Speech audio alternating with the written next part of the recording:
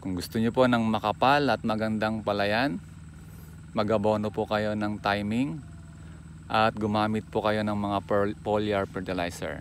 Ito po yung palayan natin na ginamitan po ng tricky fertilizer, ANAA, Power Grower Combo, Chelated Calcium at Heavyweight Tandem.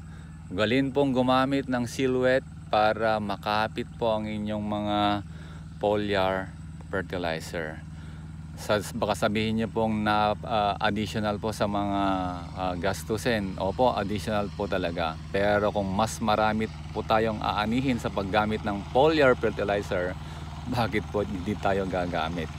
Sa konting halaga na may dadagdag, mas marami pong benepisyo tayong makukuha sa paggamit ng mga foliar fertilizer. Subukan nyo po, baka sakaling magaya nyo yung ating ginagawa